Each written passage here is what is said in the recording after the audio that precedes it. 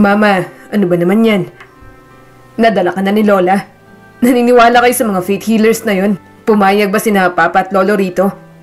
Medyo inis na tanong ni Leandro sa kabaliwan ng kanyang mama at lola. Napabuntong hininga ang kanyang mama. Anak, hayaan mo na.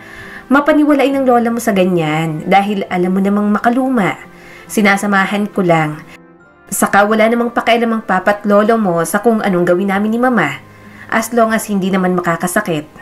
Besides, herbal naman ang binibigay nila at pinapacheck up po sa doktor ang lola mo.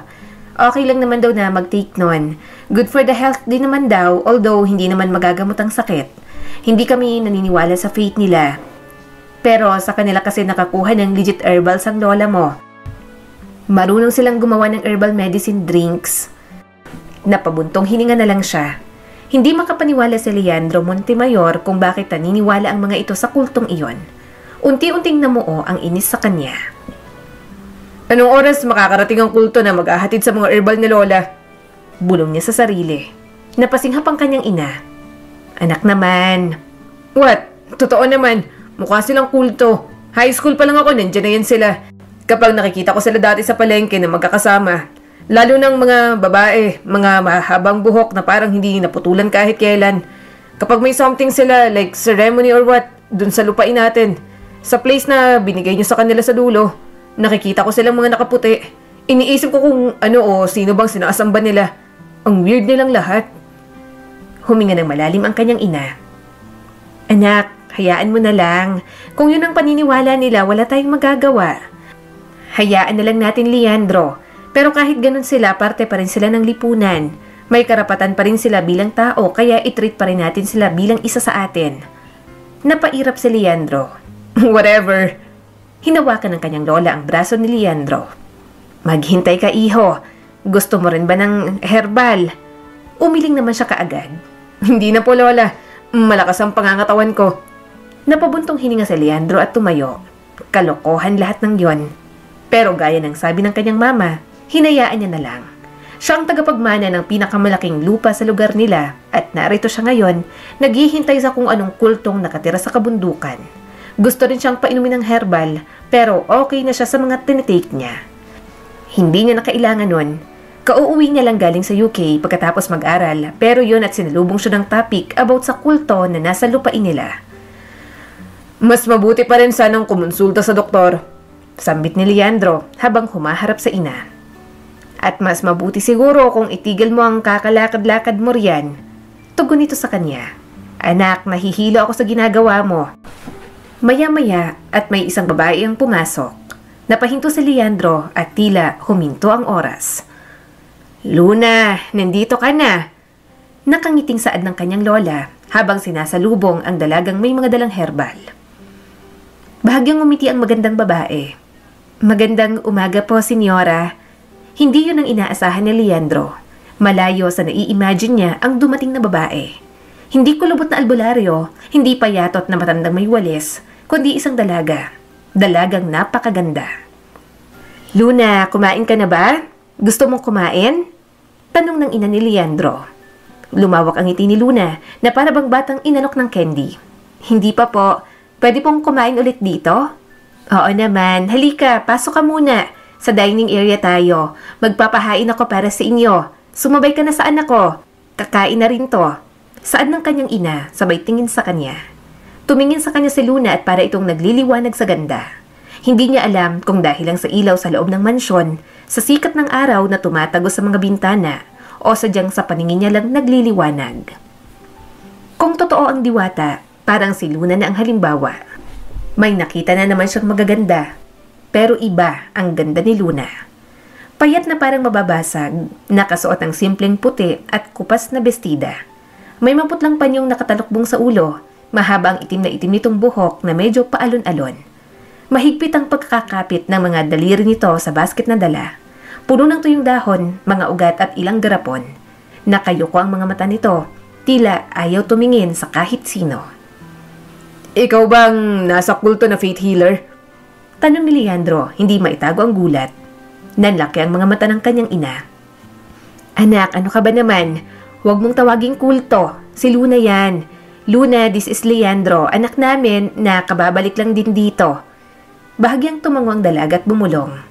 Okay lang po, sanay naman po akong kulto ang tawag sa amin. Saka hindi po ako faith healer, inutusan po ako ng tiya ko na maghatid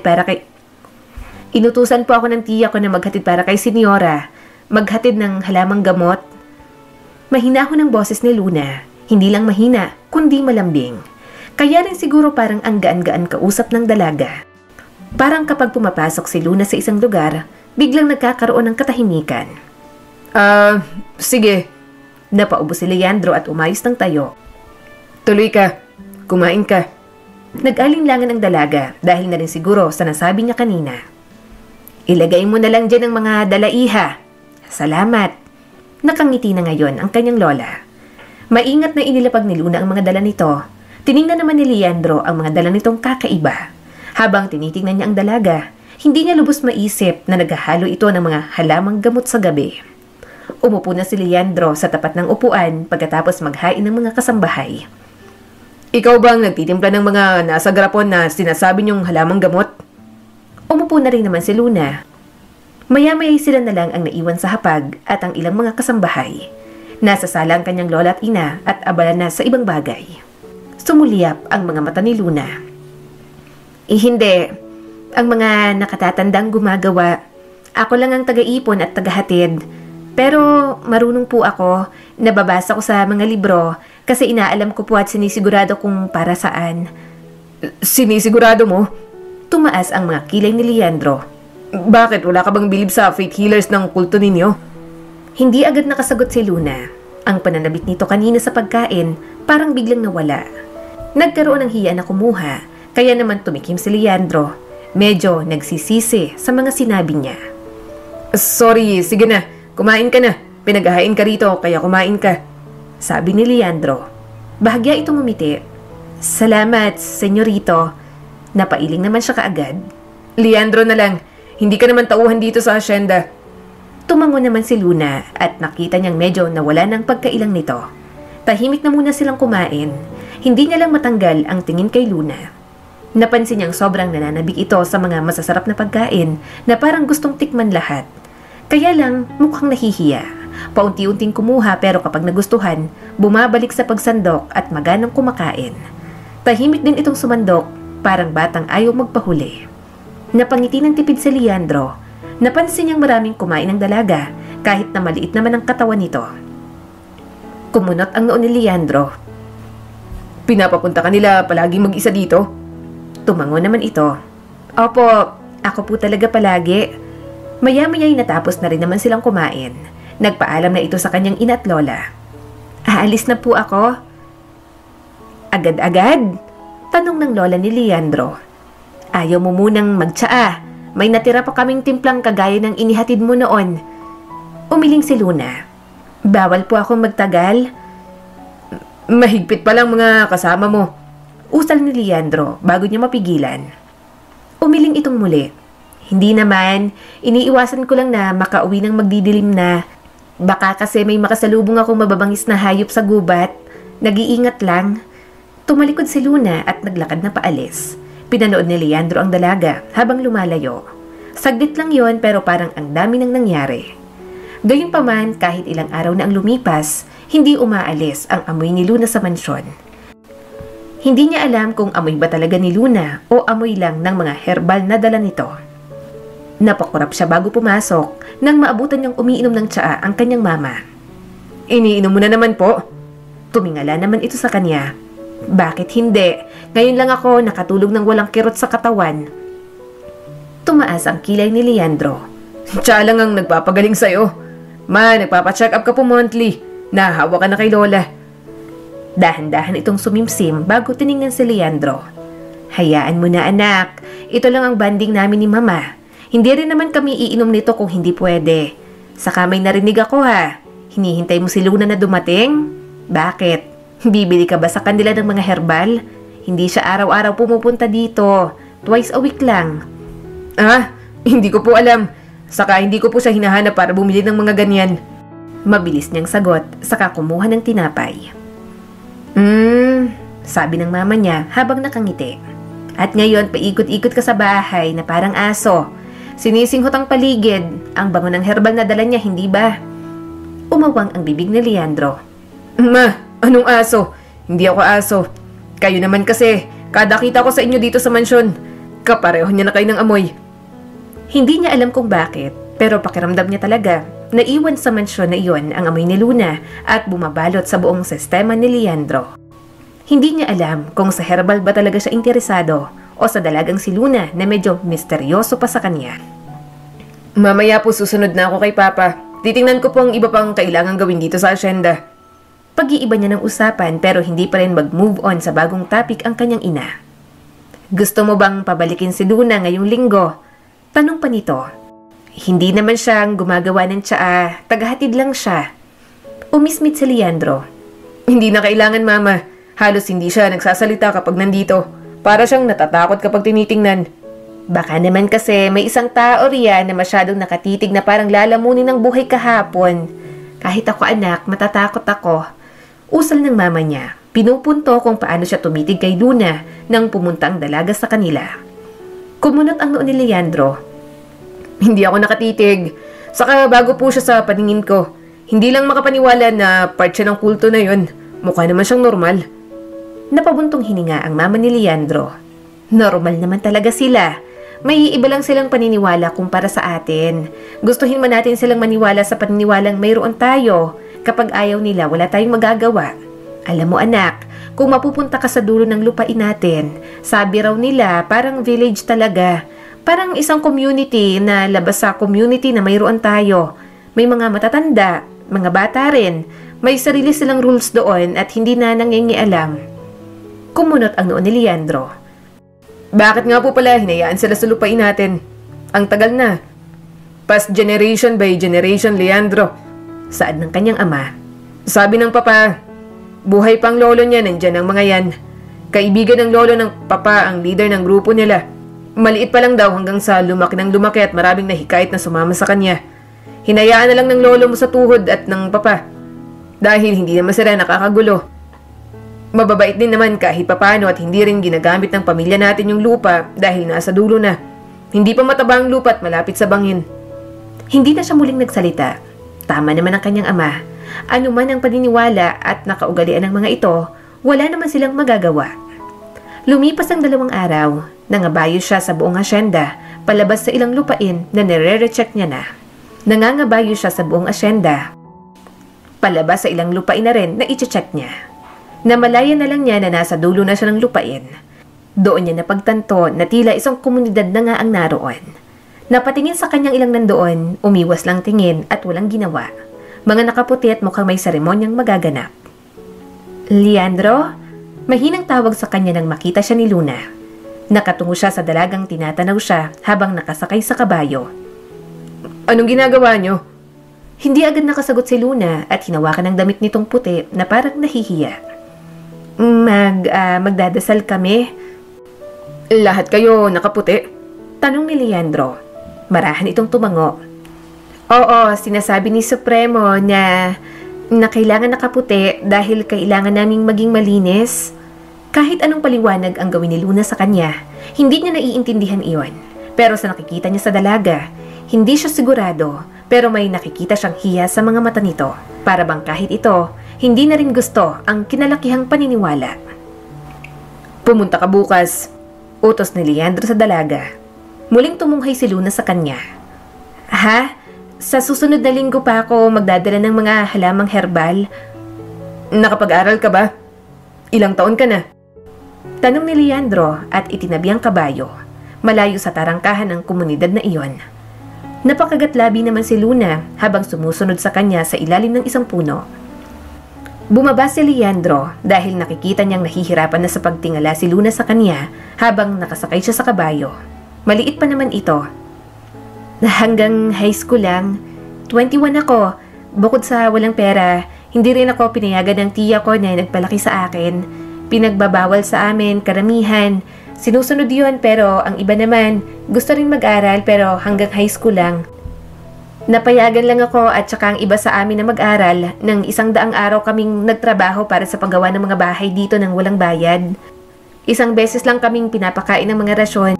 Parusa sa amin dahil sumusuway kami sa mga utos ni Supremo. Yun ang kapalit. Bawal mag-aral sa amin dito, pero mapilit ako kasi gusto ko talagang matuto. Mahina nitong pag-amin. Tinitigan niya si Luna. Gusto niyang matuto. Maaaring mulat na ito sa mga bagay-bagay dahil sa pinag-aralan. Pero may bumabagabag kay Leandro sa sinabi nito. Ano, pinagtatrabaho kayo? As in, labor? Tanong niya rito. Inosenteng tumango si Luna. Oo, bata pa ako noon. 10 taong gulang lang ako tapos pinagbubuhat kami nila noon ng mga sako ng semento at kung ano-ano pa. Pumayat din ako ng sobra dahil isang beses lang kaming pinapakain bawat araw at konti pa. Pero nagtiis ako dahil gusto kong makapag-aral kahit hanggang high school lang. Bukod doon, ang mga kinikita ni Tia sa labas, nababawasan ng 60% dahil yun ang kabayaran sa pagsuway ko. Kaya kahit paano, nagpapasalamat ako sa senyora na binibili niya lahat ng halamang herbal na ginagawa namin ng tiya ko. Nagdadagdag din siya ng abot na bayad kaya malaking kaluwagan sa amin. Halos mapamura si Leandro. Tiningnan niya ang tarangkahan ng komunidad sa lupain ng Montemayor. Iniisip niya kung anong klaseng komunidad ang mayroon doon. Hindi siya makapaniwala sa mga naririnig. May kalupitan, may pananamantala, pero nanatili pa rin ang mga tao roon. At iyon ang hindi niya maintindihan kung bakit. Masyado lang bang matibay ang mga paniniwala ng mga ito? O baka naman magaling lang talagang mang-uto ang tinatawag ng mga ito na supremo. Tapos ka na ng high school. Kahit hindi ka nakapag-college, pwede ka magtrabaho sa labas. Mas maayos kaysa sa paggawa ng mga herbal na inumin. Saad pa ni Leandro rito. Umiling naman si Luna at napakagatlabi. Nakatapos kami ng high school, pero ang mga nagmatigas na mag-aral, pinagbawalan nilang magtrabaho sa labas.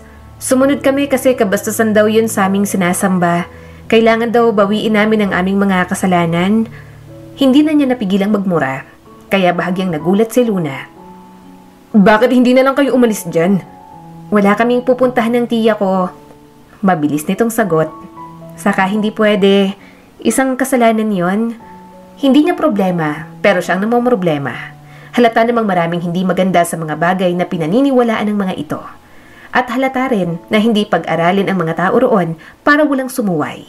Para walang makalayo at kumontra sa mga maling tinuturo. Kung ganoon ang paniniwala ng mga ito, pilit na uunawain ni Leandro. Pero ang hindi niya maintindihan, nalalabag na ang karapatan ng mga ito bilang tao na natatakpan lang ng mga kuno paniniwala ng mga ito. Pumunta ka sa mansyon bukas, mahinang sabi ni Leandro. Umangat ang kilay ni Luna. Ha? Kaunti pa lang ang naiipon namin na herbal. Umiling naman si Leandro. Basta pumunta ka lang doon. Ang payat mo. Pakakainin kita. Magpapahanda ako. Anong paborito mo? May kislap ng tuwa sa mga mata nito. Talaga? Pakakainin mo ako? Oo nga. Anong paborito mo? Napangiti agad si Luna. Fried chicken? Hindi napigilan ni Leandro na mahinang tumawa. Parang bata lang na humiling ng fried chicken si Luna. Halata rin na inosente pa ito sa lahat ng bagay kahit nakapag-aral naman. At ang mga tao roon sa komunidad ng mga ito, mukhang inosente rin lamang at hindi namumulat sa mga bagay sa labas ng komunidad ng mga ito. Sumakay na siyang muli sa kabayo. Aasahan kita bukas. Tumango agad si Luna. Oo, pupunta ako. Mga bandang hapon pagkatapos ng tanghali at tapos ng ginagawa ko rito. Makikikain ako. Ang sarap ng mga pagkain ninyo sa bahay. Maraming salamat. Tipid lang siyang umiti bago pinatakbong muli ang kanyang kabayo pabalik. Pero pagsapit ng gabi, hindi siya makapaniwalang napanaginipan niya si Luna. At pagising, tila isang lumang awiting hindi niya matanggal sa kanyang sistema. Kinabukasan, naging abala siya sa asyenda. Ganoon naman palagi ang kanyang trabaho. Nang sumapit ang tanghali, umuwi na muna siya sa mansyon. Kumain kasama ang pamilya niya sa tanghalian. Pupunta dito si Luna? Tanong ng kanyang lola. Tumango naman si Leandro. Yes, Lola. Nangabayo po ako paikot sa buong lupain. Nakita ko po ang komunidad nila ron. Talaga bang matagal na sila? Wala po ba silang ginagawang ilegal? Like sa mismong loob ng komunidad nila? Wala po ba kayong alam? Ang lolo niyang sumagot para sa kanya. Apo, hindi namin alam. At hayaan na lang natin sila sa ginagawa nila ron. As long as wala silang maaagrabyadong ibang tao sa labas ng grupo nila. At sino ba si Luna? Siya ba yung pinapapunta dito para maghatid ng mga herbal? Tumango naman si Leandro. Opo, Lolo. Pinapapunta ko lang kasi napansin kong gusto niya pong tumambay dito. At gusto niya po ng pagkain. Sana okay lang po sa inyo. Mukha naman po siyang mabait. Sumang-ayon naman ang kanyang mama. Oo, mabait talaga si Luna. Saka tiwala na kami sa kanya. Kahit saan namin siya iwan dito sa loob ng mansyon, hindi niya gagalawin ng kahit anong gamit dito kung hindi sasabihin. Gusto niya kumain dito? Okay lang naman, basta siya lang. Baka mamaya isama niyang mga nandoon sa community nila. Umiling si Leandro. No, siya lang po, Mama. Medyo naawa po ako. Nakausap ko po siya kahapon. Ewan ko po pero kakaiba po ang nararamdaman ko sa grupo nila. May mga sinusunod sila na I think hindi na makatarungan at makatao. Napabuntong hininga ang kanyang lolo. Gaya ng sabi ko, hayaan mo na, Apo. Pinasok nila mga sarili nila ron, kaya alam din nila dapat kung paano ang lumabas. May sarili silang isip para sundin o hindi ang ginagawa ng leader nila ron. Pero hindi nila ginawa, kaya ibig sabihin, okay lang sa kanila ang mga ginagawa sa kanila ron. Wala tayong magagawa sa paniniwala nila. Labas na tayo ron. Hayaan mo lang sila, Apo. Curious din ako nun sa kanila pero nasanay na rin naman ako na nandyan lang sila. Kaya pinapabayaan na lang hanggang sa ngayon. Ang founder noon, may utang na loob ang aking lolo at matalik din na kaibigan. Kaya hinayaan na sila sa ating lupain. Pero kahit anong sabi pa kay Leandro na hayaan na lang, hindi niya magawa. Pakiramdam niya na parang may mali. Hindi siya mapakali. Ang hirap na hindi pansinin o mahirap lang talaga dahil kabilang doon si Luna na napakaganda sa kanyang Ang hirap na hindi pansinin.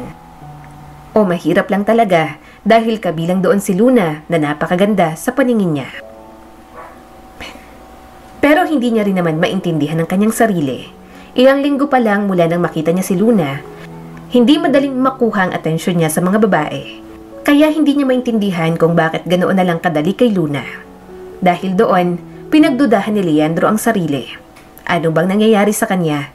Naengkanto ba siya o ginayuman ni Luna? Pero wala naman itong ginagawa na kahit na ano, ni hindi nga siya matingnan ng diretsyo sa mata ng sobrang tagal. Magandang hapon, bati ni Leandro nang dumating si Luna. Napalundag si Luna at bahagya lang na tumango. Magandang hapon, Leandro. Napatingin si Leandro sa mga kamay nito. Napansin niyang muli ang panginginig ng mga daliri nito. Nanginginig ka, sabi ni Leandro at lumapit ng bahagya. Hindi po, sagot naman ni Luna. Medyo giniginaw lang, umuulan kasi. Saka minadali kong gawin tong mga herbal para naman may maihatid ako rito. Napabuntong hininga si Leandro. Umuulan kaya hindi na kita inasahang pumunta. Dapat hindi ka na pumunta. Napanguso si Luna. Okay lang naman, Leandro. Hindi naman gaano malakas ang ulan. Saka, sayang yung fried chicken. Hindi niya napigilang tumawa at kinuha ang mga dala nito. Sige na, pumunta ka na sa hapag. Magpapahain na ako ng fried chicken na gusto mo. Nagpaluto na rin ako ng pansit at may mga ilang putahe na tira pa kaninang tanghalian. Bakas ang pananabik sa mga mata nito. Grabe talagang pamilya nyo. Kapag kumakain kayo, parang laging may malaking piging. Muli siyang napahalakhak. Maraming magluto para maraming pagpipilian. Isa pa, hindi lang naman kami ang kumakain. Ang ibang tauhan din sa mansyon at sa asyenda. Napangiti naman ito. Ang bait nyo talagang mga Montemayor. Hindi kayo mata pobre? Hindi sila mata pobre. Pero siguro, hindi alam ni Leandro. Mula pa noon, mayayaman din naman ang mga napangasawa ng kanyang mga kamag-anak. Hindi sila mata pobre sa tao bilang tao. Pero kung sa pagpili ng taong ipapasok sa kanilang pamilya, doon lumalabas ang mababa at mataas nilang pagtingin sa isang tao. Ganoon siya pinalaki, kaya ganoon din ang inaasahan niya para sa sarili. Gayunpaman, mukhang magbabago ang bawat ihip ng hangin sa pagdating ni Luna sa landas niya. Nasaan na nga palang mga magulang mo? Tanong ni Leandro. Umiling naman ito habang umunguya ng fried chicken. Wala na. Namatay ang nanay ko sa panganganak kaya ang tiya ko ang kumuha at nag-alaga sa akin. Ang tatay ko naman, hindi ko alam kung nasaan, pero sabi, ibang lahi daw at Italiano. Barahan siyang tumango. Kaya naman pala ibang kutis at ang itsura mo. May foreign features ka. Tumango-tango ito at mahinang tumawa. Oo, yung height ko lang yata ang namana ko sa nanay kong maliit. Pero yung mukha ko raw para daw photocopy ng tatay ko. Napahalakak na lang din siya. Maya-maya'y natapos na rin naman itong kumain. Naghihintay silang magpatila ng ulan. Lumingon sa kanya si Luna. Gusto mo ba ng herbal drink? May dala ako na nakakatulong para mabilis matunawan. Tumango naman si Leandro. Sige, pagtimpla mo ako. Kaya naman, pinagmasdan niya itong magtimpla. Napangiti si Leandro nang iabot nito ang isang tasa ng herbal tea. Iniinom yon ng kanyang mama at lola, kaya wala naman sigurong masama na inumin niya iyon. Malapit nang sumapit ang gabi dahil nagpatila pa ng ulan. Kaya naman sinabi niyang ihahatid niya ng dalaga. Ha? Huwag na, nakakahiya. Bulalas ni Luna. Umiling naman siya at ipinakuha ng kanyang kabayo. Hindi, sige na, ipapahatid na kita. Madalim na sa daraanan mo. Kaya naman wala itong nagawa. Isinakay niya na si Luna sa kabayo sa bandang harap niya. Saka siya naman ang sumakay. Bahagya siyang napangiti nang makitang namumula ang dalaga. Halatang hindi sanay na may ganoong lalaking ganoon kalapit dito. Pwede kang humawak sa braso ko. Bibilisan ko ang takbo ng kabayo para hindi na tayo abuti ng sobrang dilim. Bulong niya rito. Mahigpit naman itong kumapit na parang mahuhulog talaga kapag hindi. Mahina na lang tumawa si Leandro. Salamat sa paghatid. Nakangiting sabi ni Luna. Napangiti na rin siya. Walang anuman. Maya-may umalis na rin naman siya roon. Pagka-uwi ni Leandro, tinawag siya ng kanyang mama. Ano po yun? Tanong niya rito. Tiningnan siya nito ng mabuti. Napapansin ko, parang nagiging malapit na kayo ah. Hindi naman po. Sagot ni Leandro. Mabait naman po pala. Saka parang batang inosente na parang nawawala. Tumango na lang ang kanyang ina. Ganyan ka ba kasi parang nakikita mo kay Luna si Lori? Kasi ako, nung una kong makita si Luna, siya ang naaalala ko. Kaya kahit paano, magaan ang loob ko sa kanya. Namiss ko tuloy ang kapatid mo. Niyakap na lang ni Leandro ang kanyang ina. Si Lori ang nakababata niyang kapatid na pumanaw 2 taon ang nakakaraan. May malubha itong sakit. Ipinag-amot nila pero talagang oras na nito. Kaya wala na rin silang nagawa pa. Pero paano niya ba sasabihin na hindi kapatid ang turing niya kay Luna? Kahit isang beses, hindi niya nakita ang dalaga sa ganoong paraan. Pagbalik niya sa kwarto, kinuha niya ang kanyang sketchpad. Hindi niya planong iguhit si Luna, pero namalayan niya na lang na ito na ang kanyang iginuguhit. Kaso itinigil ni Leandro nang may mapagtanto siya. Bakit ko ba siya dinodrawing? Bakit ba siyang iniisip ko? Ilang araw ko palang nakikilala. Ibinaba niyang lapis at bahagyang napahilamos. Isinuksok niya na lang ang sketchpad sa drawer at itinigil iyon. Isang umaga, nagising si Leandro na balot ng malamig na pawis. Pangatlong beses na sa linggong iyon na napanaginipan niya si Luna. Naging abala siya sa trabaho at lumuwas na muna ng Maynila. Hindi niya na ito nakita, halos 5 buwan na. Pero hindi niya alam kung bakit palaging laman ng kanyang mga panaginip. Mahinang nagmura si Leandro. Hindi normal to. Ano bang nangyayari sa akin? Hindi niya alam kung nangungulila ba siya o tama ang mga naririnig niya dati na kayang manggayuma ng mga tao roon. Umupo siya sa gilid ng kama at isinubsob ang mukha sa kanyang mga palad. Kabaliwan na to. Bakit ko siya iniisip palagi? Kaya nang umuwi sa asyenda, yun pa rin ang kanyang iniisip. Walang babae, kahit gaano pa kamisteryosa, kahit gaano pa kaganda, ang nagdulot sa kanya ng ganoong epekto matapos lang ang ilang pagdalaw at isang magalang na usapan. Maliban na lang kung may ginawa ito sa kanya. Kumapit ang isip niya sa posibilidad na yun. Dahil paano niya ipapaliwanag ang nararamdamang pananabik na umuwi at masilayan itong muli? Ginayuma ba siya? Naorasyonan? Pero kung anuman ang lahat ng yon, ayaw ni Leandro, hindi si Luna ang klase ng babae na dapat niyang magustuhan. Magiging gulo lang sa mga Montemayor. Mahirap ito at batid ni Leandro na mauuwi lang din naman sa fixed marriage ang pagkakaroon niya ng asawa. Kaso, pagka-uwi, si Luna agad ang kanyang nakita. Dala na rin ng stress sa trabaho, mga gumugulo sa kanyang isip, na pagbuntunan niya ito ng inis at pagbibintangan sa isang gawain na wala naman siyang ebidensyang ginawa nito. Nakauwi ka na, Leandro. Magandang hapon. Mahina nitong bati. Halos 5 buwan din kitang hindi nakita. Nagdala ko ng mga herbal kay Senyora. Sumama ka sa akin. Utos ni Leandro, malamig ang tono, saka agad tumalikod na hindi na naghintay ng sagot. Sumunod naman si Luna, nagtataka kung bakit ganoon ang kanyang asal. Dumaan sila sa likod na bahagi ng asyenda. Walang tunog ang yapak ni Luna, pero ramdam ni Leandro ang pag-aalinlangan nito. Hawak nito ang basket na para bang pananggalang. May nilagay ka sa tiyan na ginawa mo para sa akin? Pahayag ni Leandro at hindi yan isang tanong kundi pang-aakusa. Napakurap si Luna. Ano po? Ang tsaa. Ulit niya at bariin ang boses. Inihain mo yun sa akin.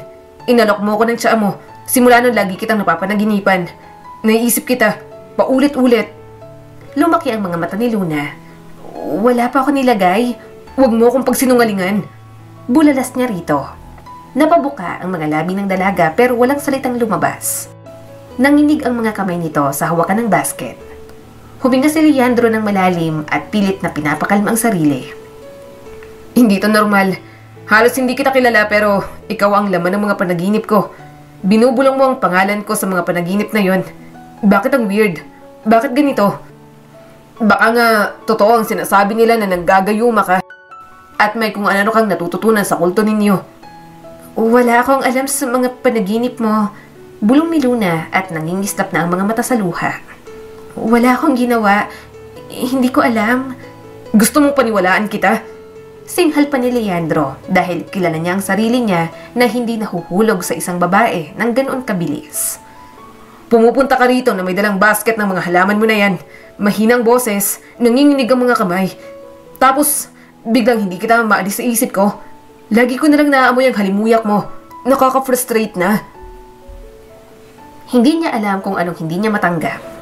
Hindi siya pwedeng magkagusto kung gayuma nga iyon. Hindi siya pwedeng mahulog dahil mahirap ito. Hindi niya kayang mahalin dahil ayaw niya sa paniniwalang mayroon ito at sa kultong kinabibilangan ng dalaga. Hindi. Mabilis at halos desperadong tugon ni Luna. Hindi ako gumagawa ng tsaa. Ibig kong sabihin, ako ang nagsalin pero galing sa mga nakatatanda ang mga halaman. Hindi kami pinapayagan gumawa ng gayuma, sa lamangka o kahit anong orasyon. Hindi yan ang itinuturo sa amin.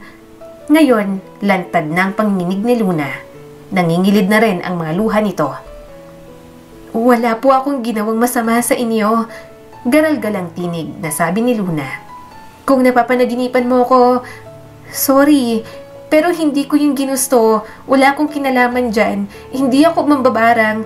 Tao lang ako na napilitang sumunod sa mga paniniwalang mayroon kami. Hindi kita gagayumahin. Wala kahit na sino.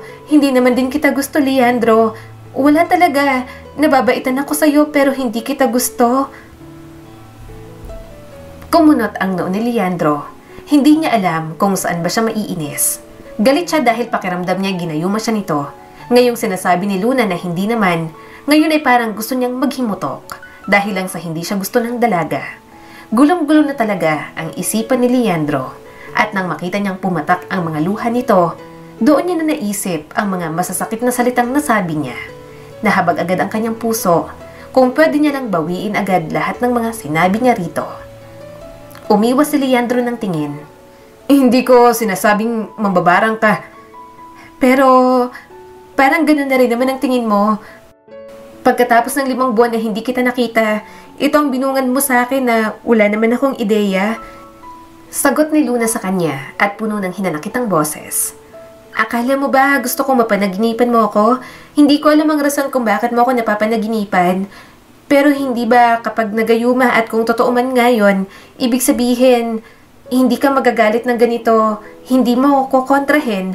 Ganun ang alam ko sa gayuma. Pero kailanman hindi pumasok sa isip ko na gagawin ko yun sa'yo, Leandro. Ni hindi nga kita kilala ng lubusan. Ganun ka din sa akin. Parang sinampal si Leandro. Napako ang tingin niya sa dalaga. Sorry. Wala akong ginawang masama. Huling sinabi ni Luna bago tuluyang umalis. Bahagyang kumirot ang puso ni Leandro. Alam niyang sa pagkakataong yon, mali niya yon. Sinisisi niya ang bagong nararamdaman dahil lang ayaw niya kay Luna, pero unti-unti na itong nakakapasok sa buong sistema niya. Pagkatapos ng pag-uusap na yon, hindi niya na muling nakita pa si Luna. Ang tiya na lang nito ang naghahatid ng mga herbal. Yun naman ang gusto niya, ang mawala sa kanyang sistema si Luna. Pero bakit nalulungkot at naiinis siya kapag wala sa paligid ang dalaga? Pero bakit niya pa ba iisipin si Luna? Hindi sila pwede. Hindi pwede sa mga Montemayor ang isang tulad ni Luna. Hindi pwede sa kanya, lalo na't engaged na siya sa ibang babae. Napagkasunduan ng lahat, sabi ng kanyang papa. Babalik na si Catalina mula sa Madrid bago matapos ang summer. Tinatapos niya na lamang ang kanyang pag-aaral doon.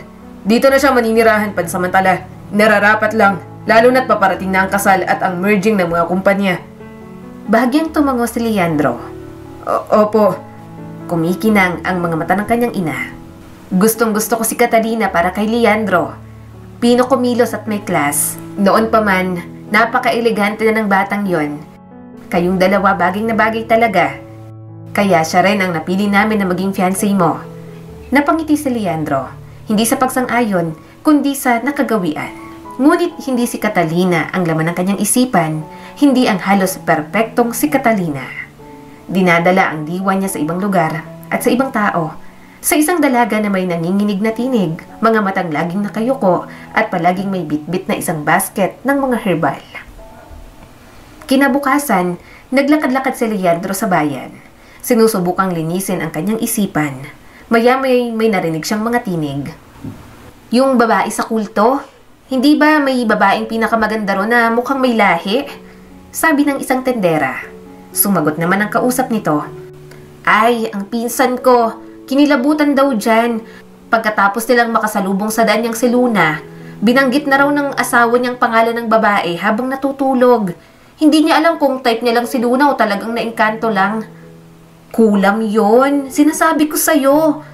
Naiinis na sabi ng ginang. At ngayon, usap-usapan na parang nakakalapit na siya sa batang senyorito ng mga Montemayor. Sigurado may orasyon na yung ginagawa. Isang hagikik ng tawa ang sumunod. Kumuyom ang kamao ni Leandro. Gusto niyang magsalita. Pero kapag pinagtanggol niya si Luna, mas lalo lang itong magiging masama sa mga usap-usapan. Hindi na kinaya ni Leandro. Sakay ng kanyang kabayo, sinadya niya si Luna kung saan ito nakatira. Mula sa lilim ng mga puno, lumitaw si Luna na para bang multo. Suot nito ang karaniwang puting bestida ngayon. Nang makita siya, napatigil si Luna. Senyorito? Mahinang tanong ng dalaga. Lumapit si Leandro sa bakod. Hindi ba sinabi ko na Leandro na lang? Hindi ka pa rin maalis sa isip ko. Bahagyang bumuka ang labi ni Luna pero walang lumabas na salita. Hindi ito gumalaw, hinigpitan lang nito ang hawak sa maliit na basket sa bewang. Pumunta ako para humingi ng tawad, sabi ni Leandro kay Luna. Sa pagsigaw ko, sa pag-akusa, nung araw na yun sa bahay, galit ako, litong-lito at umiiyak ka at hindi ko... Biglang tumingala si Luna. Akala mong may nilagay ako sa tsaa mo, napapikit si Leandro. Akala ko nababaliw na ako. Paulit-ulit kitang napapanaginipan. Nakakaramdam ako ng kung ano-ano na hindi ko maipaliwanag. Akala ko baka may gayuma. Baka isang panlilinlang lang ang ginagawa mo sa akin. Pero alam ko na ngayon na hindi. Hindi nagsalita si Luna. Hindi niya mabasa ang mukha nito.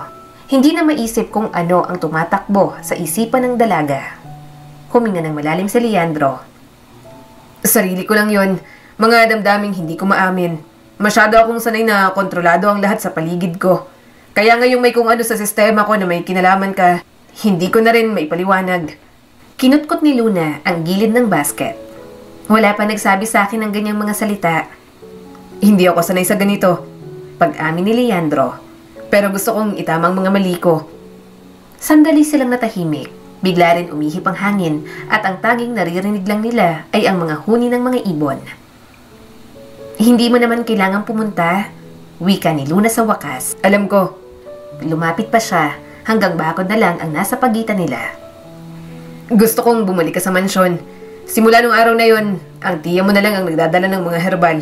Pero ikaw ang gusto kong makita. Umiwas ng tingin si Luna. Akala ko ayaw mo na akong makita. Galit ka sa akin. Hindi na ako galit.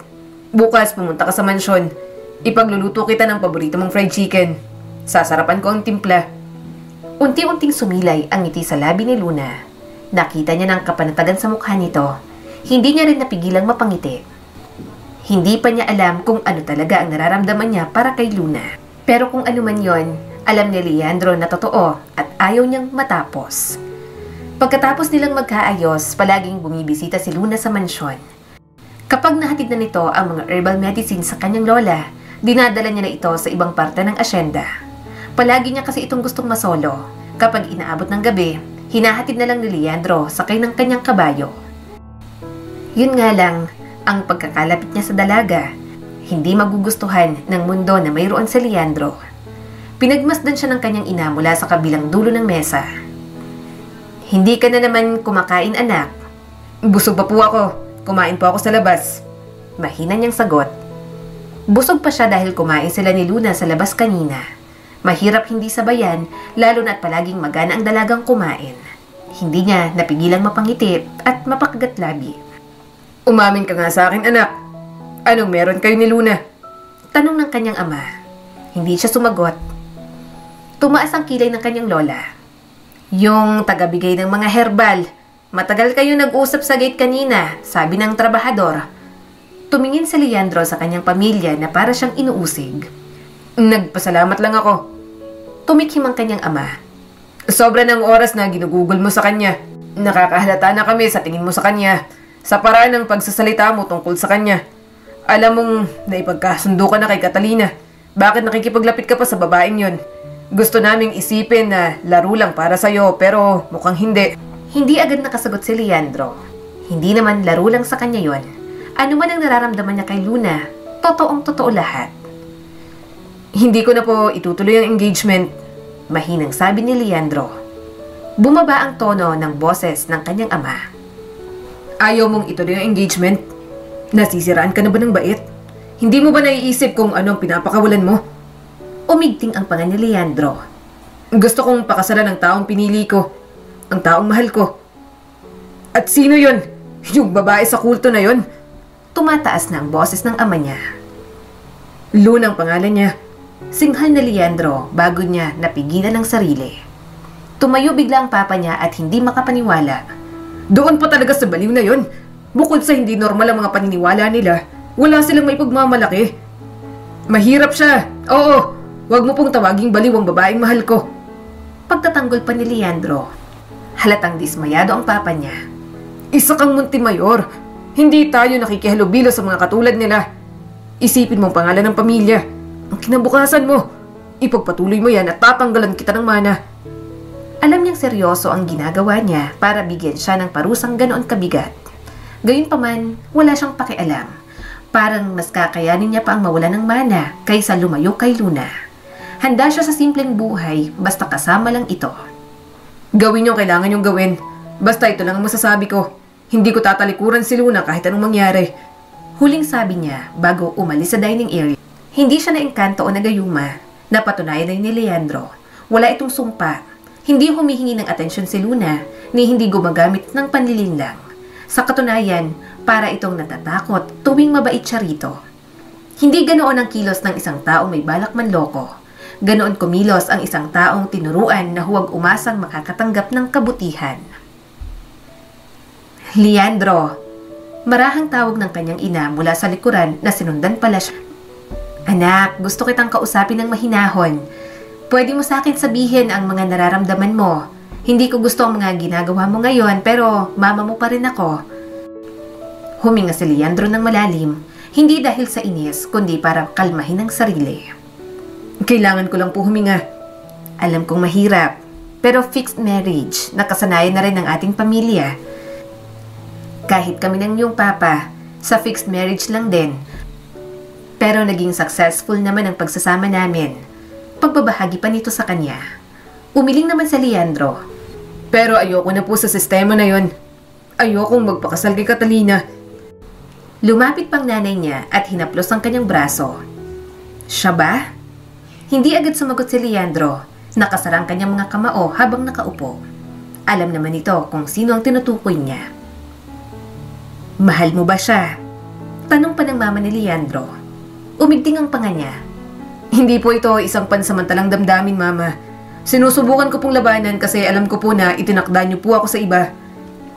Iniisip ko na lang po na baka gayuma lang ang ginawa sa akin ni Luna.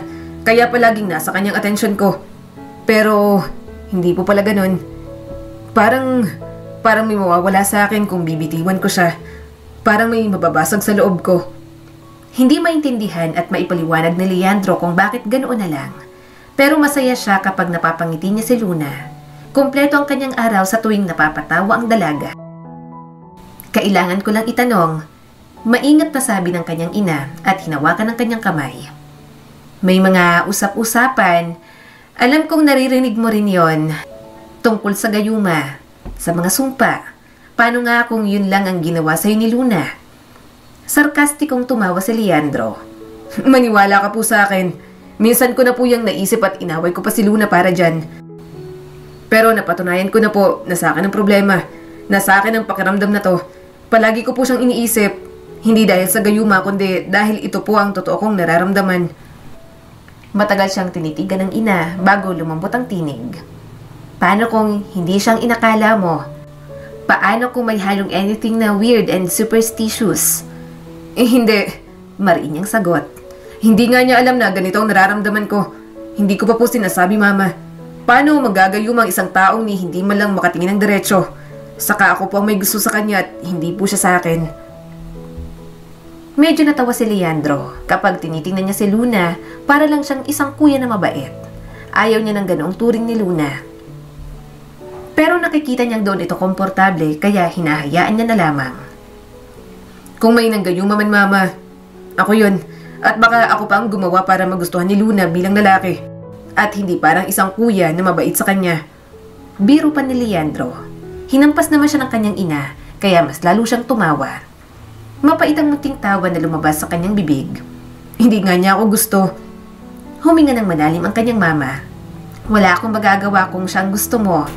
Kahit sino basta hindi ka mapapasama at mamahalin ka, okay na okay sa akin. Pero ang papa at lolo mo, alam kong hindi sila papayag.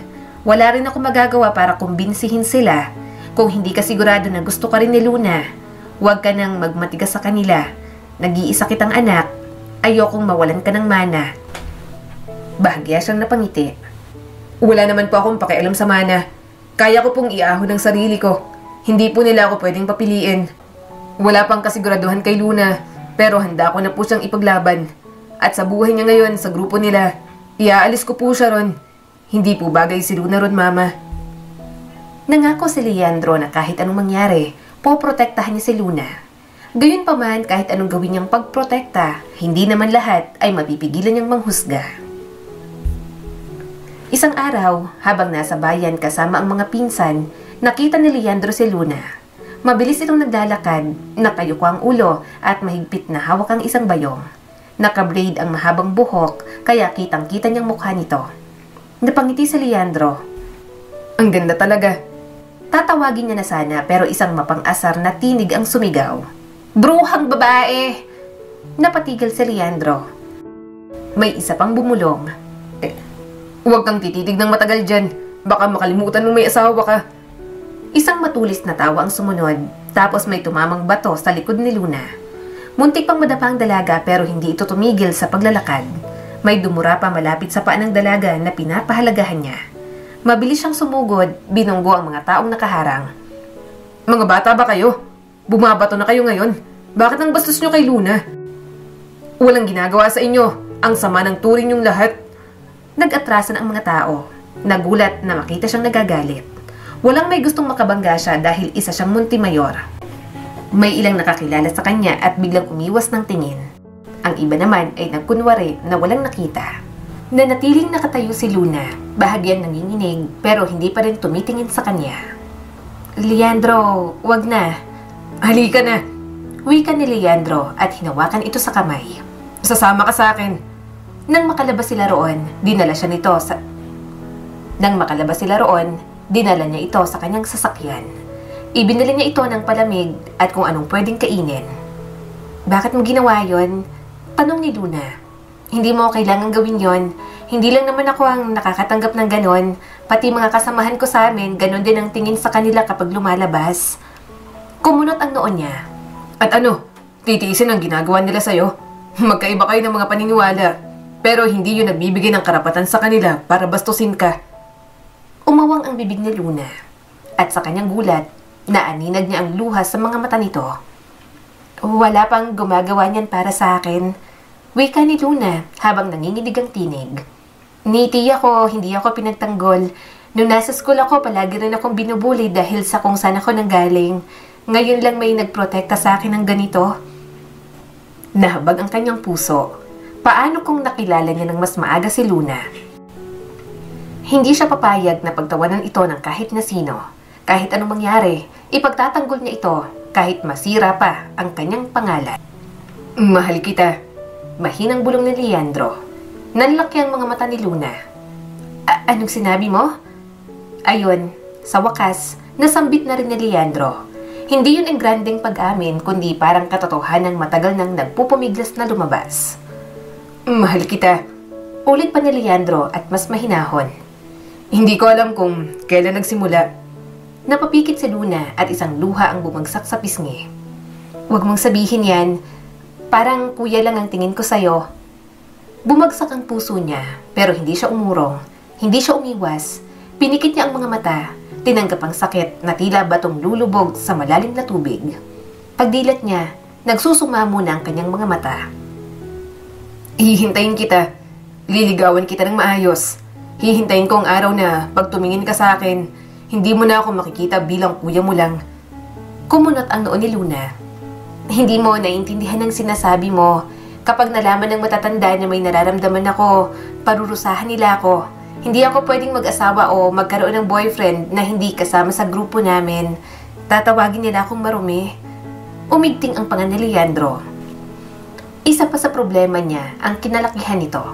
Pakiramdam niya, maraming mali roon na kailangang bigyan ng pansin at tuldukan sa lalong madaling panahon. Hinayaan niya muna si Luna na kumalma. Palagi itong umiiyak sa tuwing nakikita niya. Naiilang din ito dahil sa ginawa niyang pag-amin. Ramdam tuloy ni Leandro na hindi ito makatingin ng diretsyo. Kinakabahan din naman siya pero mas kaya niya lang kontrolin ang sariling emosyon. Pwede ba akong magtanong? Mahina niyang sabi. Tumango si Luna, hindi pa rin tumitingin sa kanya. Huminga ng malalim si Leandro. Ano ba talagang pakiramdam ng tumira kasama sila? Hindi agad nakasagot si Luna. Hindi ako nagtatanong para husgahan ka. Dagdag ni Leandro. Nagtatanong ako kasi gusto kong maintindihan. Sabi mo, bawal ang magmahal doon ng hindi kabilang. Mapaklang tumawa si Luna. Bawal kaming magtanong. Bawal kaming magalit o maging mausisa. Kailangan naming sundin ang mga ritual, isuot ang mga damit na tama, at bigkasin ang mga berso. At pilitin namin na huwag magnais ng kahit ano dahil lahat ng ginagawa namin dapat naming ialay sa sinasamba namin. Unti-unting kumukunot ang kanyang noo. Mas lalong hindi niya nagugustuhan kung ano man ang mayroon sa komunidad na iyon. At higit sa lahat, nakikita niyang hiya, pagod at pangamba sa mga mata ni Luna. Para bang kahit maging ito, gusto na rin na matapos iyon. Bahagyang yumuko si Leandro. Anong gusto mo, Luna? Nangislap sa luha ang mga mata ng dalaga. Makalayo. Gustong gusto kong makalayo, Leandro. Matagal ko nang gustong umalis, pero hindi ko magawa. Bakit? Tanong ni Leandro. Kung gusto mong umalis doon, tutulungan kita. Mahigpit ang pagkakakapit ni Luna sa palda nito. Pero hindi ako makaalis kung wala ang tita ko. Siya na lang ang natitirang pamilya ko. Siya ang nagpalaki sa akin nang mamatay ang nanay ko. Siya ang nagpakain, nagdamit at nagturo sa akin. Siya ang naniniwala sa ritual at sinubukan kong maniwala na rin kasi ayokong mawala ng karamay. Lumambot ang boses ni Leandro. Mahal mo siya. Kaya kahit ayaw mo, pinipilit mo pa rin ang sarili mo. Marahang tumango si Luna. Naiintindihan niya ito. Hindi madaling iwan ang taong nag-aruga at nagmahal dito. Pero hindi rin nararapat si Luna sa ganoong klaseng buhay kung ayaw niya naman. Sa lahat ng tao, siya ang pinakamahal ko, sagot ni Luna. Pero hindi na siya tulad ng dati. Masyado na siyang lumubog doon, masyado nang takot sa labas. Sinasabi niyang marumi ang bayan, na sinira ng mundo, na nasa ginagawa namin ang daan papuntang paraiso. Sobrang naniniwala na siya sa mga namumuno sa amin. Tahimik si Leandro sa loob ng ilang sandali. Sinubukan mo ba siyang kausapin? Agad nitong pinahid ang luha sa pisngi gamit ang likod ng kamay. Nakiusap ako, Sabi ko, hindi na ako makahinga, na hindi na ako naniniwala sa mga dasal, sa mga pag-aayuno, sa pananahimik. Sabi niya, demonyo raw ang bumubulong sa akin. Tinignan niya ako na parang wala na akong pag-asa. Napahikbi na si Luna. Ayokong iwan siya, pero hindi ko na rin kayang manatili. Marahan niyang niyakap ang dalaga. Hindi niya alam kung gaano kabigat para dito ang lahat. Yon ang iminulat kay Luna. Doon ito lumaki at nagkaroon ng isip. Kaya ngayong nakikita nito ang ibang side ng mundo, nais na nitong kumawala at maging katulad ng ibang tao. Lumapit si Leandro, sapat lang para hindi ito mailang sa kanya. Kung ganun, umalis ka. Pero hindi siya sasama. Ani Luna at puno ng dalamhati ang tinig. At hindi ko siya kayang iwan. Hindi mo kailangang manatili sa lugar na unti-unting sinisira ka para lang panatilihing buong iba. Sabi ni Leandro at hinaplos ang mukha ng dalaga. Para kayong mga bilanggo. Nang sinabi mo sa akin na pinagbabawalan kayong mag-aral, na may kondisyon pa para lang makamit nyo ang karapatan ninyo, nagduda na agad ako. Hindi dapat pinagkakait sa inyo ang edukasyon. Bumagsak muli ang mga luha ni Luna. Yan din ang aking iniisip. Pero sa tuwing sinasabi ko sa kanila, palagi na lang may guilt sa akin. Kinamumuhian ko ang sarili ko dahil naiisip ko yon. Parang taksil ako. Hindi. Maingat na hinawakan ni Leandro ang baba ng dalaga para mapatingin ito sa kanya. Hindi ka taksil. Isa kang taong sa wakas ay gustong mabuhay sa sarili mong desisyon at hindi idinidikta ng iba. Tinitigan siya ni Luna. Pero anong gagawin ko sa labas? Wala akong pera. Wala akong pagkatao na hindi nakadikit ang pinagmulan ko. Pinagtatawanan nila ako. Luna, kahit lumayo ka, makapagbagong buhay, hindi na yung didikit sa pagkatao mo. Kapag naging desidido ito, ilalayo niya si Luna. Magiging problema din yon sa pamilya ni Leandro. Baka isipin ng mga ito na nagtana na sila. Pero bahala na at wala na siyang pakialam. Basta mabigyan niya ng buhay si Luna, malayo sa pinanggalingan nito, magiging payapa sila. Nanginginig ang labi ni Luna. Hindi ko alam kung paano tatakas. Hayaan mong tulungan kita, ani Leandro. Kung hindi mo maisamang tiya mo, gagawa ko ng paraan para matuldo ka ng komunidad na kinabibilangan mo. Hindi agad ito sumagot. Alam niyang may kaunting pagdududa si Luna, lalo pa at doon ito lumaki.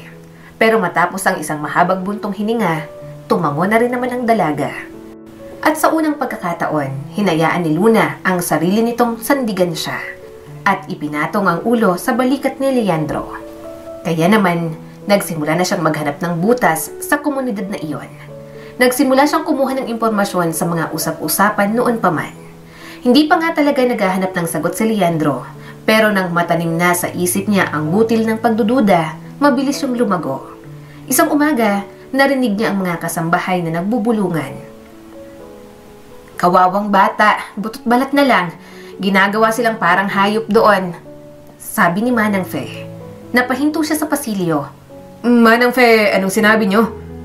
Napasinghap ito. Senyorito, anong ginagawa nila sa mga bata? Nakita mo? Tanong niya pa. Nag-aalangan itong sumagot pero sinabi pa rin. Oo, senyorito, nakita ng mga pamangkin ko. Saka nakikita rin ng mga tao sa bayan. Kung makikita niyo po ang mga bata ron, lahat payat, lahat mapuputla. Para bang hindi pinapakain ng maayos. Tapos yung pamangkin ko po na tauhan dito sa asyenda. Nang mapunta po siya sa dulo ng lupain, nakita niya raw po na pinagtatrabaho ang mga bata roon. Nakinig pa siya at nangalap ng mga impormasyon. Hindi lang sa loob ng asyenda ng mga Montemayor, kundi sa labas, marami siyang naririnig. 2 matatandang babae ang bumibili ng tuyong isda. Mahinang usapan, halos dikit ang labi sa isa't isa. 1 beses lang pakainin sa isang araw kung meron man, saad ng matanda. Ganon ang estudyante ng anak ko. Ayaw sabihin, pero yun daw ang hinuha niya doon sa batang galing doon sa lupain ng mga Montemayor. Nagsalita pa ang kausap nito. Yung mga pinipiling hindi mag-aral, mga mangmang, bawal makipag-usap sa mga tagalabas kung hindi kailangan. Kawawa naman, ni hindi alam kung magkano ang bigas ngayon, ni hindi man lang marunong magbilang ng maayos. Kahit sukli, naloko na sila kasi mga mangmang. Umalis siyang nakasara ang kamao. Mas lalo siyang napo-frustrate sa lahat ng mga nalalaman niya. Kinagabihan, nakaupo si Leandro sa veranda. Pinag-uusapan ng kanyang pamilya ang nalalapit na pagdating ng kanyang fiancé. Darating siya sa loob ng 3 linggo. Seryosong sabi ng kanyang ama. Sigurado ako magugustuhan mo siya. Magandang pamilya, maayos, hindi katulad ng babaeng kinababaliwan mo ngayon. Tantanan mo ng babaeng yun at huwag mo na akong sagarin, Leandro. Tumingin si Leandro sa kanyang ama. Hindi na ako tumututol sa pagdating ni Catalina dito. Pero pakiusap, huwag niyong pagsalita ng ganyan si Luna. Hindi niya deserve lahat ng sinasabi niyo sa kanya. Kinabukasan, natagpuan niya si Luna sa gilid ng gubat, eksaktong lugar kung saan niya inaasahan. Nakaluhod ito sa tabi ng bato at nagdidikdik ng mga nakuha nitong mga halaman. Pagkarinig sa mga yapak niya, napalingon agad ang dalaga. Hindi ka dapat nandito. Gusto kitang makita. Nakangiti niyang sabi. Tumayo si Luna at pinagpagang palda. Nagtatrabaho ka maghapon tapos bumibisita ka pa sa akin dito. Dapat hindi na. Alam kong pagod ka. Mahinang tumawa si Leandro. Iinom na lang ako ng mga herbal mo na may superpowers. Napanguso naman ito. Wala itong superpowers. Hindi ko rin binubulungan.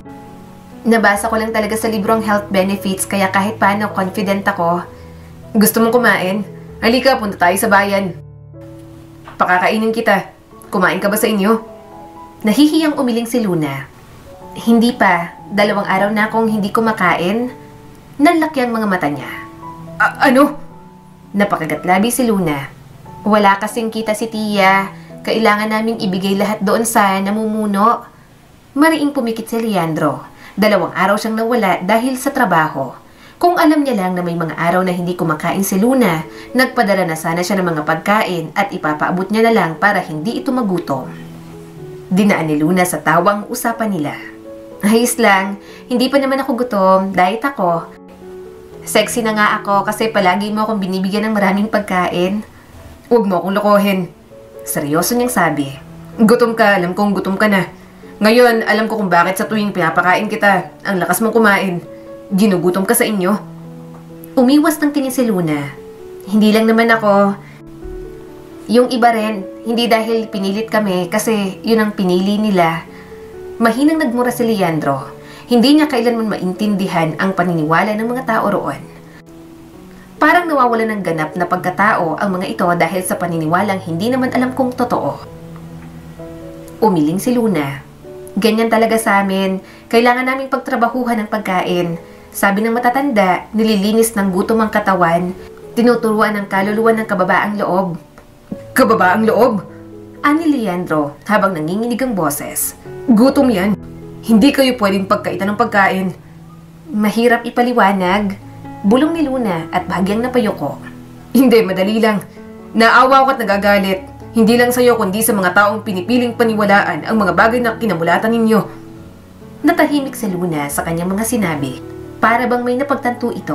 Hindi alam ng mga tao roon na inaagaw ng mga namumuno roon lahat ng karapatan na dapat ay mayroon ang mga ito. Bumaba ang boses ni Leandro. Pinarurusahan ka ba? Lumingon ito pero hindi nagsalita. Luna. Oo, mahina nitong tugon.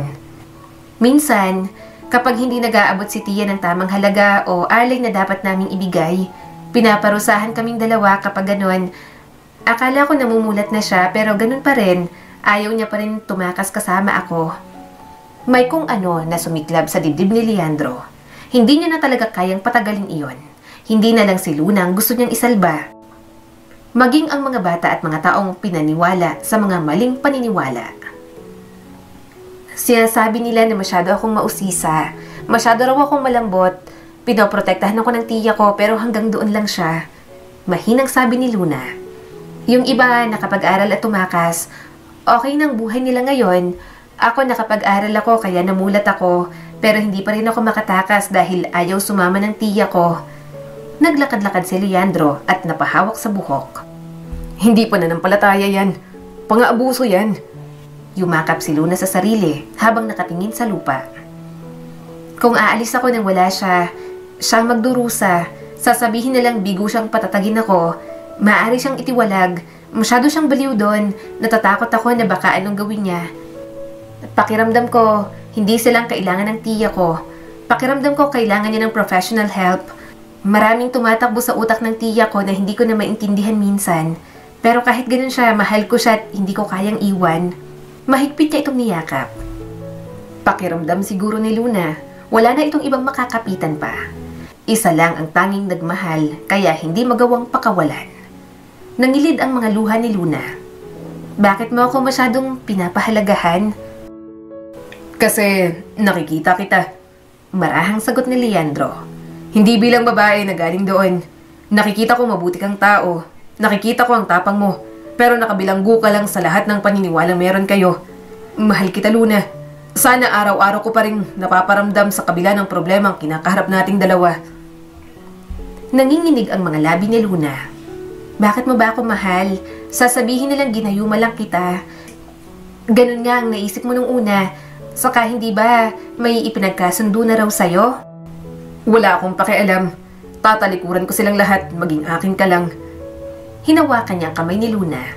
Pakiusap, hayaan mong pakainin kita araw-araw. Gusto kong alagaan ka. Matagal na hindi nakaimik si Luna. Pagkatapos ng mahabang paghinga, bahagya itong tumango at muli siyang niyakap. Sa pagkakataong yon, napapikit si Leandro at dinama ang pagtanggap ng dalaga. Nang gabing yon, napilit niya si Luna na huwag nang umuwi. Dinala niya ito sa rest house na pagmamayari niya, malapit lang din sa asyenda.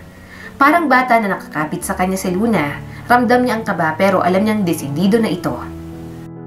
Tago ang rest house na to, sabi ni Leandro habang pinapalitan ng mga punda at bedsheet ang kama. Wala nang nakakaalam sa lugar na to, ni ang mga magulang ko. Hindi nila alam na binili ko to. Ang alam nila, sa mga estrella pa rin ito. Dahan-dahan itong kumurap at medyo may pag-aalinlangan. Bakit mo ginagawa to? Baka madamay ka, saka ang tiya ko. Kasi kailangan mong huminga, Luna. Huwag kang mag-alala, kukunin ko ang tiya mo. Ako ang bahala. Kung sa tingin mo, kailangan niya ng tulong, nakipag-ugnayan na ako sa doktor. Hindi ka naligtas sa labas, hindi sa kinalakihan mo, hindi sa bayan, ni hindi sa sarili mong bahay. Aayusin ko muna ang lahat habang nandito ka. Hinaplos ni Leandro ang mukha nito. Ibinaba ni Leandro ang dalang bag sa mesa. May pagkain dito, delata, tinapay, prutas, gulay. Bukas, mag-stock ako sa ref para may maluto ka. May iba pa sa aparador, dinala ko kahapon. May TV din at saka libro para hindi ka mabagot. Bahagya siyang nagulat nang muli siyang yakapin ni Luna. Ramdam niyang tibok ng kanyang puso. Mas lalo lang lumalakas kapag malapit ang babaeng mahal niya.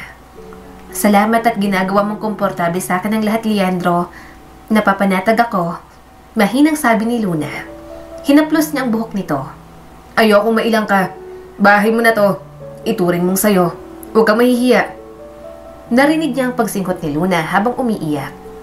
Hindi ganun sa pinanggalingan ko. Tinuturuan kaming magdusa, maglingkod, huwag humiling at ibuhos ang lahat sa pinaniniwalaan namin. Marahan siyang tumango. Kung ganun, angkinin mo lahat ng kaya kong ibigay sa'yo. Gawin mong sa'yo. Gusto kong dito ka muna magpahinga. Matulog ka ng walang takot.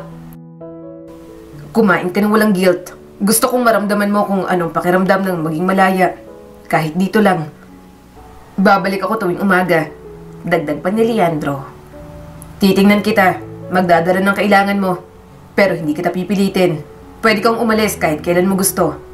Bumigay ang boses ni Luna. Hindi mo alam ang panganib nito. Alam ko, ang tita ko, iisipin niyang iniwan ko siya. Ang mga matatanda kapag nalaman nilang nagtatago ako. Pinunasan ni Leandro ang mga luha nito. Hindi ka nila mahanap dito. Pero kung sakaling makita nila, dadaan muna sila sa akin. Mariing sagot ni Leandro. At hindi ko na iniintindi kung ano pang mawawala sa akin. Hindi ang mana ko, hindi ang pangalan ko. Basta, ligtas ka. Umiling si Luna. Baliw ka na. Masisira lang ang buhay mo dahil sa akin. Siguro nga at masisira lang naman tong buhay ko kapag ikaw ang hindi ko pinili. Malungkot ng ngiti niya. Pinakita mo sa akin kung ano talagang itsura ng pag-ibig. Hindi kasunduan o karangalan o magagandang kasinungalingan. Ganito ang pag-ibig, Luna. Tahimik na bumagsak ang mga luha ni Luna. Dahan-dahan itong naupo sa kama habang walang imik. Lumuhod si Leandro sa tabi nito at marahang itinabi ang buhok sa mukha. Ako ang bahala. Hindi mo na kailangan mag-alala. Dati nangangarap akong tumakas, bulong ni Luna. Noong bata pa ako, iniisip kong tumakbo, pero sa imahinasyon ko, kasama ko palagi ang tita ko. Akala niya naliligtas kami ng samahang yon na ang sakit ay kabayaran ng kalinisan. At ikaw, anong tingin mo? Humarap si Luna. Para sa akin, hindi kalinisan kung kapalit ay kagalakan namin. Hinalikan ni Leandro ang kamay nito. Ipinapangako niya na tutulungan din ang tiya nito. Ayaw niyang maging malungkot si Luna. Kasiyahan ng dalaga ang magiging basihan para maging masaya siya. Kaya naman, habang itinatago niya si Luna, naghanap na siya ng mga butas ng samahan na yon. Inireport niya sa mga pulis ang mga labag sa batas na ginagawa ng mga ito. Dahil sa gulong nangyari, nalaman niyang marami sa komunidad, lalo na ang mga bata, ang nakagapos at mga nagmamakaawang makawala roon. Kuya! Umiiyak na yumakap sa kanya ang isang batang halos makita ng buto. Salamat po! Hindi siya emosyonal, hindi siya maawain. Subalit ang mga taong yon na kasama ng pinanggalingan ni Luna, sobrang kaawa-awa ang sinapit. Habang tinititigan niya ang mga batang nasa harap niya, hindi niya napigilang lumuha. Para bang nakikita niya ang batang Luna na pinapahirapan doon. Hinaplos ni Leandro ang buhok ng bata. Huwag ka mag-alala. Ligtas na kayo. Magkakaroon na kayo ng bagong buhay. Makakapagsimula ulit kayo. Matapos ang paghuli, marami ang inasikaso ni Leandro. Akala niya ay nahuli na lahat, subalit nakatakas ang pinakapinuno ng mga ito. At hanggang ng oras na yon, hinuhuli at pinaghahanap pa rin ng mga pulis. Anong ginawa mo, Leandro? Seryosong tanong ng kanyang ama. Gusto mo ba talagang tumulong o dahil tinulak ka ng babaeng yon? Umigting ang panga ni Leandro. Gusto kong tumulong dahil marami akong nakikitang mali. At huwag niyo pong pagsalita ng ganyan si Luna. Wala siyang ginagawang masama. Batid ni Leandro na hindi pa rin tanggap ng mga ito si Luna. Alam na alam niya yon dahil pinipilit pa rin ng mga ito na maikasal siya kay Catalina. Pero kung nagmamatigas ang mga ito, siguradong magmamatigas din siya. Ano na? Tanong ni Luna. Nahuli na raw ba si Supremo? Huminga siya ng malalim. I'm sorry, wala pa rin daw lead ang mga pulis. Pero pinaghahanap pa rin siya. Ang tita mo nasa isang facility na rin at inaalagaan siya ron habang inoobserbahan ng doktor. Tumango na lang si Luna. Gayunpaman, nanatili ang pananahimik nito. Hindi mapakali ang dalaga at tila malalim ang iniisip. May problema pa ba? Pwede kang magsabi sa akin. Saad ni Leandro at hinalikan ng balikat nito. Matamang tumingin sa kanya ang dalaga at bakas ang takot sa mukha. Natatakot ako habang hindi pa siya nahuhuli. Alam niyang ikaw ang dahilan kung bakit sila hinuli ng mga pulis. Baka balikan ka niya at gumanti siya sa'yo. Hinawakan niya ang kamay ni Luna. Hindi mo kailangan mag-alala sa akin. Kaya kong lumaban. Isa pa sisiguraduhin kong mahuhuli siya ng mga pulis. Wala kang dapat ipag-alala. Marahang tumango si Luna at yumakap sa kanya. Ayaw niyang marami pa itong pangamba. Gusto ni Leandro na palaging panatag ang girlfriend niya ngayon na nasa kanyang piling. Gayunpaman, paano niya bibigyan ng kapanatagan si Luna kung patuloy pa rin ang kanyang pamilya sa gustong mangyari ng mga ito? Hi Leandro, long time no see. Saad ni Catalina at akmang hahalikan siya pero mabilis siyang umurong. Kumunot ang noo ni Leandro. Anong ginagawa mo rito? Tumawa si Catalina.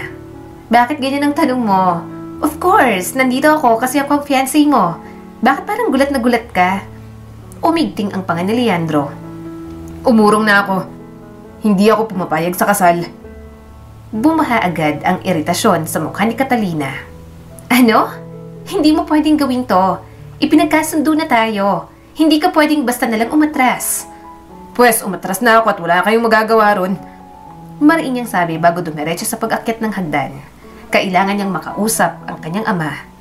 Pagpasok na Leandro sa study room, naabutan niya ang kanyang papa. May ngiti sa mukha nito at inaasahan ang pagpunta niya. Nakita mo na bang fiancé mo? Tanong pa nito. Mas lalong bumaha ang inis sa kanyang dibdib. Sinabi kong ayoko ng kasal. Hindi na ako tutuloy sa fixed marriage. Ayoko makasal kay Catalina. Si Luna lang ang pakakasalan ko dahil siyang babaeng mahal ko. Nawala ang ngiti sa mga labi ng kanyang ama. Leandro, hindi mo alam ang sinasabi mo. Malaki ang may tutulong sa'yo ni Catalina pagdating ng panahon. Ano bang may dudulot ng Luna na yan sa'yo? Wala siyang magiging ambag sa pamilya natin. Nakakahiya pang pinanggalingan niya. Wala akong pakialam kung may ambag si Luna sa pamilya natin o wala. Singhal ni Leandro rito. Ang gusto ko lang, kung magkaroon man ng ambag sa akin si Luna, sa akin lang at pagmamahal niya lang ang inaasahan ko. Hindi ko kailangan si Catalina sa buhay ko.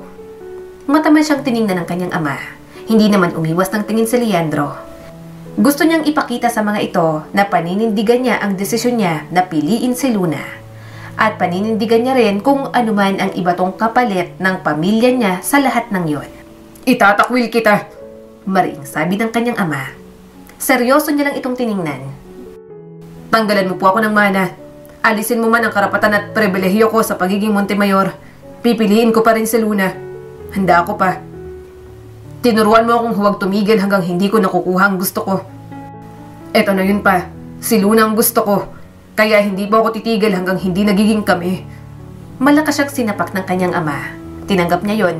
Inaasahan na rin naman ni Leandro. Umalis ka na rito. Simula ngayon, hindi na kita kikilalanin bilang anak. Huwag ka na rin nalapit kahit sa lola mo o sa mama mo. Sigaw pa ng kanyang ama. Pinapahiya mo ako. Pinapahiya mo ang pamilya natin. Seryoso niyang tiningnan ng kanyang papa habang may luhang nangingislap. Simula bata ako, iniidolo kita. Kaya gusto ko maging katulad mo. Ginawa ko lahat ng ginagawa mo. Sumusunod ako sa lahat ng gusto mo. Kahit isang beses, hindi ako sumuway sa'yo. Pero sa buhay na to, si Luna lang po ang hiniling ko. Kaya lahat ng mga bagay na meron po ako ngayon, handa akong bitiwan para sa kanya. Pasensya na kung nabigo po kita. Pagkatapos nun, marahan siyang lumabas ng study room. Nakita niyang nakatitig ang lolo niya. Samantala, umiiyak naman ang mama at lola niya. Napabuntong hininga si Leandro nang yakapin siya ng dalawang babae sa mansyon. Alam niyang sa lahat, ang mama niya ang pilit siyang inuunawa kahit na minsan ay ayaw nito ang kanyang mga desisyon. Lumipat na siya sa rest house na nabili niya kung nasaan si Luna. Balak ni Leandro na lumipat na lang sila ng Maynila. Doon, makakapagtrabaho siya ng maayos. Bukod doon, makakalayo na rin si Luna sa lugar na yon na puno ng panghuhusga. Mahal, bukas na mga college admission. Nakangiting balita na kay Luna habang nagluluto ng pagkain nila. Hindi ba gusto mo mag-aral? Siguro maganda na after nating magpakasal, saka ka mag-enroll. Baka mamaya may mga lumandi sa'yo ron. Magsiselos lang ako. Ang ganda mo pa naman. Mahina siyang tumawa. Naiisip na mag-asawa na sila habang nag-aaral sa kolehiyo si Luna. Kapag naman may umaaligid kay Luna at nagselo siya, hahalikan lang siya ng dalaga ay maglalaho na agad ang kanyang paninibugho. Napakagatlabi si Leandro. Hindi na siya makapaghintay sa bago nilang buhay na inaasam. Yun nga lang, napansin niyang nananahimik lang si Luna. Paglingon niya, may nakita siyang lungkot at guilt sa mga mata nito. Iniwan na muna ni Leandro ang ginagawa at lumapit sa kanyang girlfriend. May problema ba? Tanong niya rito.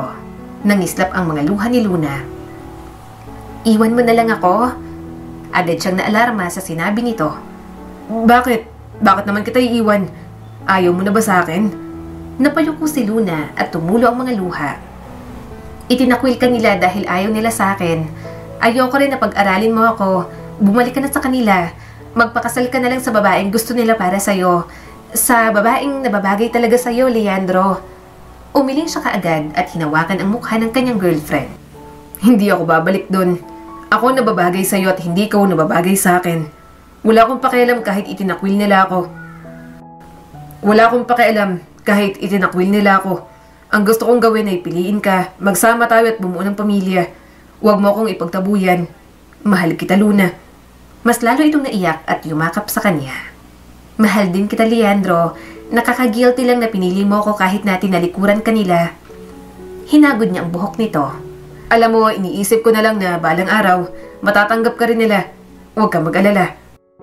Gayunpaman, kahit na ano pang kapanatagan ang ibigay ni Leandro, hanggang may gagawa ng masama sa kanila, hindi sila kailanman matatahimik. Kagagaling niya lang sa palengke pagkatapos mamili. Iniwan niyang saradong bahay. Nandun lang si Luna. Pero nakaramdam siya ng kakaiba. At ang kakaibang yon ang bumulaga sa kanya. Naabutan niya ang pinuno ng samahan kung saan nanggaling si Luna na pinupunit ang damit ng girlfriend niyang umiiyak at may takip sa bibig. Walang hiya ka! Malakas niyang sigaw at hinila ito. Pinaulanan niya ng suntok ang lalaki. Nakita niyang kumuha ng cellphone si Luna at tumawag ng mga pulis. Pero natigilan siya nang bigla itong naglabas ng patalim. Pinilit niya yung inagaw mula kay Supremo, pero namalaya niya na lang na nasaksak na siya. Leandro! Malakas na sigaw ni Luna habang umiiyak. Napaluhod siya sa sahig. Gayunpaman, hinawakan niya pa rin ng mahigpit si Supremo. Sasaksakin pa sana siya, pero malakas nang pinukpok ni Luna sa ulo ang lalaki. Ang huling nakita ni Leandro, ang umiiyak at nanginginig na si Luna habang dinadaluhan siya. Nagising na lang sa Leandro na nasa loob siya ng isang hospital room. Nandoon ang buong pamilya niya na umiiyak. Labis ang pag-aalala ng mga ito. Pero hindi niya inasahan na nandoon ang kanyang ama na umiiyak din. Leandro, ang tigas talaga ng ulo mo kahit kailan. Maring sabi nito. Kaya kitang itakwil pero hindi ko pa kakayanin kung mawawalan pa ako ng isang anak. Hindi niya na rin napigilan ang mga luha. Matigas ang ulo ko kasi mana ako sa'yo. Maya-may nakita niya si Luna. Napangiti siya ng labis itong humagulgol. Ramdam na ramdam niyang mahal na mahal siya nito at labis ang pag-aalala. Mabuti na lang, hindi na huli ng dating si Leandro. Simula ng araw na yon, hindi na sila tinutulan pa. Tinanggap ng pamilya ni Leandro si Luna bilang bahagi ng pamilya nila. Kaya malaya silang nakapagpakasal ng walang kahit na anong guilt. Nasaan na naman ang mag-iina ko? Tanong ni Leandro pag uwi niya pagkatapos ng trabaho sa asyenda. Tumawa naman ang kanyang papa. Mukhang tinangay na naman ang mama mo, anak. Pinag-shopping na naman. Kinuwento sa akin kagabi, hindi raw mahilig bumili ng mga gamit si Luna. Napakakuripot, kaya siya na raw ang namimili. Tawang-tawa naman si Leandro. Nag-abang na lang siya sa pagdating ng mga ito. Maya-may narinig niya na ang sasakyan sa labas. Papa! Sigaw ng kanyang anak. Binili po kami ng toys ni Wawa. Anak, Lola, bakit utal ka pa rin? Tanong ni Luna sa panganay nila habang nasa mga bisig nito ang tulog na tulog nilang bunso. Kinuha naman ni Leandro ang bunso nila bago halikan si Luna. Kapag talaga naaya na kayo ni Mama, ang tagal niyong mawala. Tumawa naman si Luna. Eto kasing si Mama hindi aalis hanggang hindi magsara ang mall. Napagod nga ako, ang sakit ng mga binti ko. Mahina siyang tumawa at hinalikan ito sa sentido. Imamasahin na lang kita mamaya. Halika na. Bihisan na natin ang mga bata at patulugin na. Habang paakyat ng hagdan, hindi niya mapigilang mapangiti. Sobrang weird ng simulan nila ni Luna. Pakiramdam niya, parang nga siyang dinadaya. Pero siguro, sinabi lang sa kanya ng Diyos na may mga pag-ibig na talagang hindi niya aasahang darating. Ang kwentong ito ay nagpapaalala sa atin na sa bawat paglalakbay, ipinapaalala sa atin na posible ang paghilom kapag pinili natin ang pag-ibig, dangal at kalayaan sa halip na matakot at manahimik na lamang. Muli, ako po si Skylar Guro at sana may bago na naman kayong natutunan sa kwento natin ngayon. Maraming salamat po.